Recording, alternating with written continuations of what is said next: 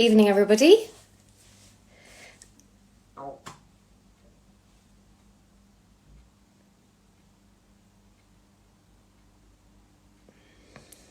Great, somebody's joined. Hi. Hope everyone's in good form this evening. We'll just wait for a couple of more to join and then we'll get started. Great, loads of waves. Okay, so let's get started. There's a few who've joined in now. So firstly, to introduce myself, if you haven't heard from me before, my name is Lynda Quigley and I'm a paediatric nurse for the last 21 years and still practicing. But I suppose most importantly, I'm a mum of 3. So my eldest is 15 and my youngest is turning 10. So I've been in your boots, but certainly haven't been in your boots in a lockdown. So I totally feel for you all right now, and I'm sure the isolation can be very difficult, but forums like this is just fantastic. So I was absolutely delighted that Kaliedy asked me to collab with them and do several chats about baby care. So tonight, as you would have seen from the title, is about sleeping and safe sleeping. So we'll get the housework out of the way and then we'll get going, and I'm going to use a few of the Kaliedy products tonight, and at the end then on my own Instagram page, which is Nurse L Styler, I will link them all as well in case you haven't caught it when I'm chatting here. So I suppose Kaliedy is fantastic. It's an Irish newest online baby nursery and toy website, and what's even better is that it's ideal for lockdown shopping, and it's certainly for the big red man that is due and fast approaching for us. They've got all of the early learning centre toys, and I have to say, from a personal note, I used to invest in those when mine were small, and they definitely did last and were really good. Next day delivery is available, which is even better, and they've extended the return policy, just for you to know, until 2021, the 31st of January 2021. So that's all positive. So let's start off. Okay, we're talking about sleep safety with our smallies, and I've got my demo doll Ali here just to try and explain a few points that I'm going to try and get across tonight. So for me, as an adult and as a parent, I have to say sleep is liquid gold. We don't realise how important our sleep is, I think, until we've had a baby. So to know that your baby is in a safe, sleepy place when you're going to bed and your head hitting that pillow is the most important thing for you as new parents. And it can be really hard. So I'm going to try and make this informative, but also very relaxed. And if you have any questions, please just fire them up here during the live, and I'll do my best to answer them as I'm going through things. So first off, as we know, babies are meant to sleep in their parents' or their carers' room for the first 6 months of life. And when you bring them home, babies can make lots of different noises that you're not used to, because you're getting to know them, they're getting to know you. So try not to fret and worry too much. But I would say this: if you feel that your baby's pattern of breathing, of what you're used to, I mean, they can be a bit like snuffly and all the rest at the start.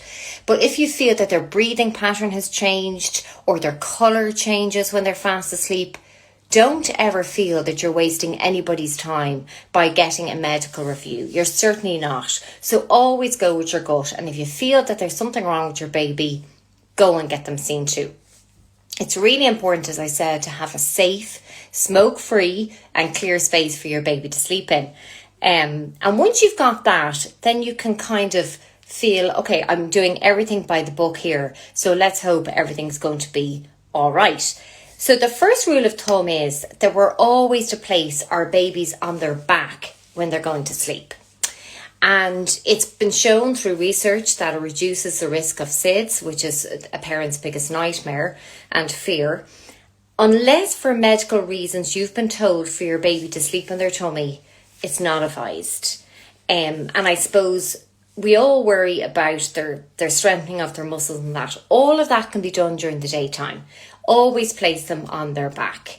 And when you're putting a smallie down to sleep, you know, it's frightening, I suppose, when you haven't handled a baby before and you don't know how to pop them down into their choice of sleep. And I suppose on that note, I would say make sure that the mattress that you have is firm, flat, clean, waterproof. And it fits properly in your choice of sleep for your baby, whether it's the Moses basket, it's a cradle, or it's the cot. So what I mean by that is, so when your baby is lying down on the mattress, so let's pretend that this is the mattress right here, and your baby is lying on their mattress, that you make sure if the mattress end is this, that there's not a big gap between that and the bars of the cot or the cradle. So they can't fall into that gap. That's the point what I'm trying to make here. So as I said, a nice firm, flat and waterproof mattress is ideal. And positioning them can be quite scary when you haven't handled a baby before.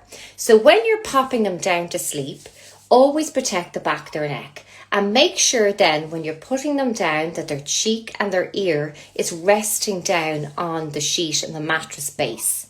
And once you have put them down like that, now she's plastic, so she's not very good at doing what I'm asking her to do. But when their face is flat on your mattress, then roll their body down onto it. So they're flat on their back with their head to one side. Now a tip on that would be, some babies love to lie on one particular side. So say for argument's sake, this baby here, baby Ali, likes to sleep on her left side.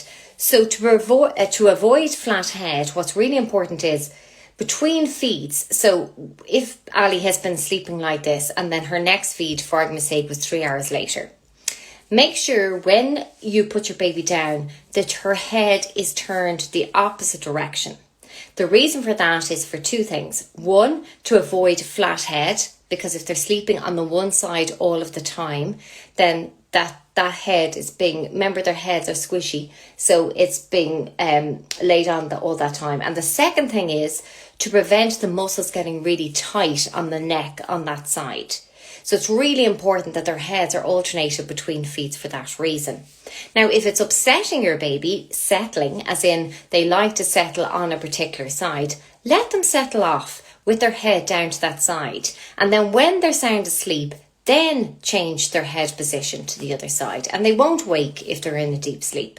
If they do slightly wake when you're doing that, use a tapping technique.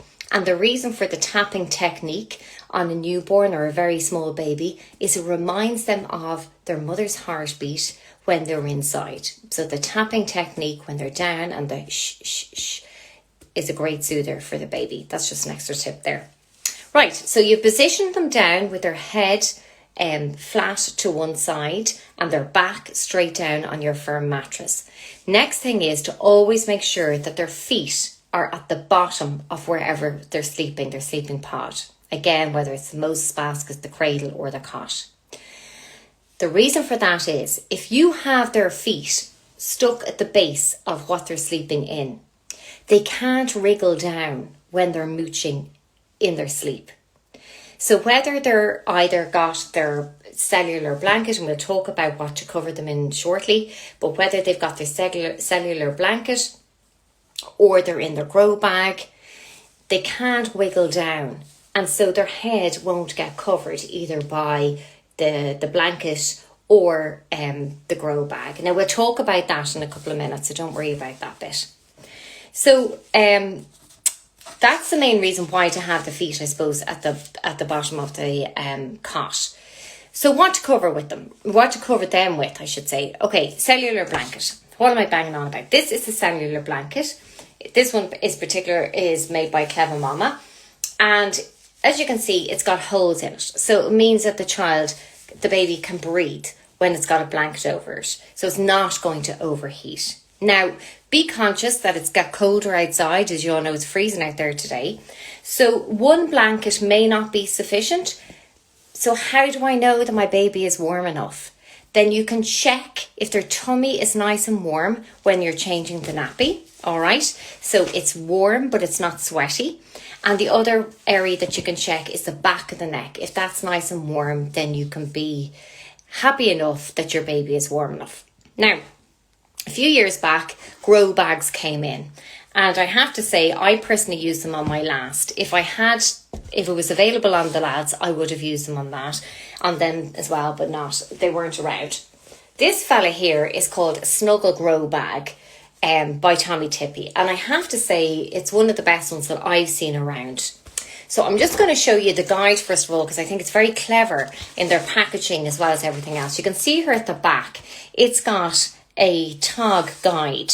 What does that mean? It means on the temperature that your baby is sleeping in. So the temperature of their room, and we'll talk about that in a minute, guides you to how much clothes that your baby needs and what TOG of baby grow, as in this grow bag, that they require. So this one is very clever because it's called a snuggle. And the reason it's called snuggle is because you can have like a swaddle effect their arms in, or it allows you to have their arms out. So if you have a look here at the top of this fella, all right, this one's ideal. This is from age 3 to 9 months. So the neckline is quite small, as you can see. So you don't need to worry too much that the head will wiggle down into the bag. And that's another really important point to make, that make sure that you go with your baby's age for the size of the bag. And they're generous, as in it gives 3 to 9 months, because each baby's varies on their weight. So it also gives the kilograms what they should be weighing, or the pounds to fit into this bag. So if you have a little look here on the side of this bag, it's got little silver poppers. And the reason being is if you pop them closed and you've got your baby inside, it's got their arms kind of cozy in and tucked in. And some babies prefer that. Other babies hate it. So it's got the benefit of both. So you can have their arms tucked in with the buttons fastened, or you can open them up and have their arms out, as per the picture shows here. The other nice one about it is if you have to change the baby's nappy during the night, it allows you at the end with a double zipper. So you're not opening down the bag, they're getting a bit airy and cold, they're starting to be stimulated and wake up, and then you're trying to get them back to sleep. The idea of this is that you can just open up the bottom bit, get to the legs and the nappy area and change the nappy. So I actually think if you're going to buy one, this one is a really good investment by Tommy Tippy. Okay, so what have I not touched on? As I said on the back there, it gives you a guide on what you should be dressing them in. But with this kind of weather here in Ireland, and it being cold at the moment, you should really always dress them in a vest and a baby grow alongside their nappy, heading off to bed with their grow bag. And as I said, from the Cellular Blanket point of view, you just need to kind of think, how many do I need? Because one cellular blanket with the cold outside isn't going to be ideal. Okay, so the other thing I would mention is hats are for outside, not for inside.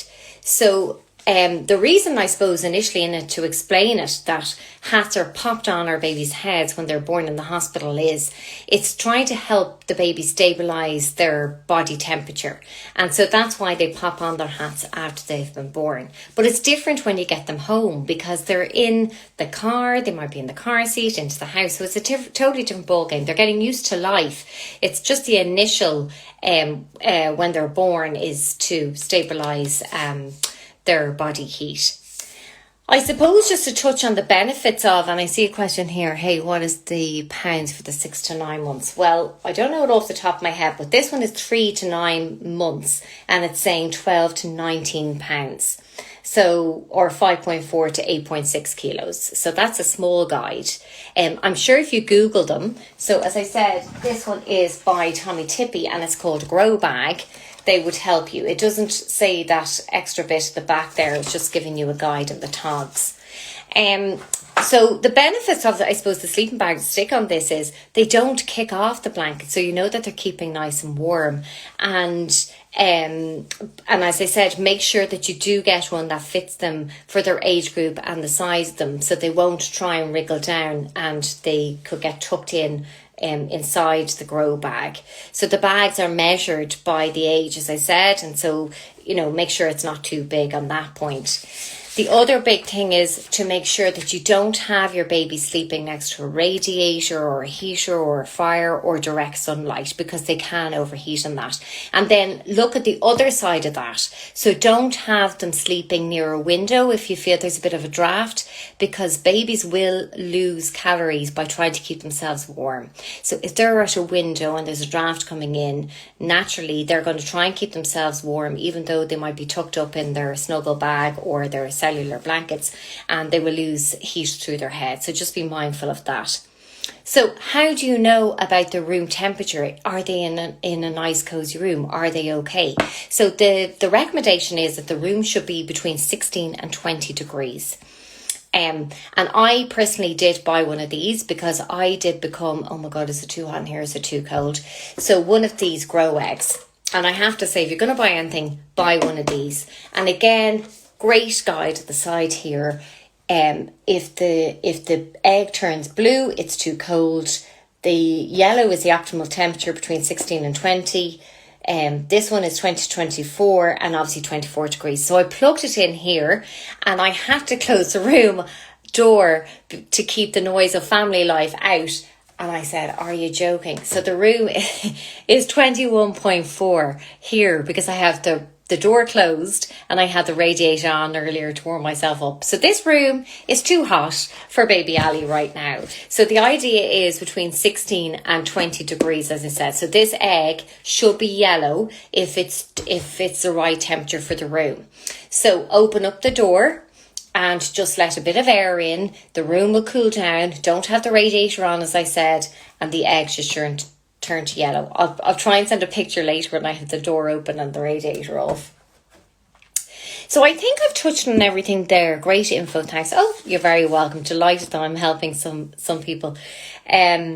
So I think I've covered everything. Let me see, is there any more questions there? No, okay. So you're very welcome. Thank you for coming in now.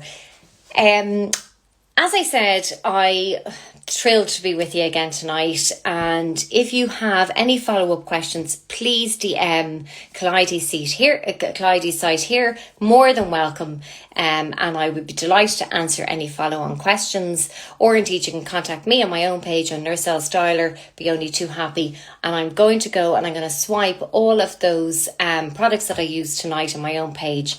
And I really hope that this was of some benefit to you all. So from us both, night. Thanks a million.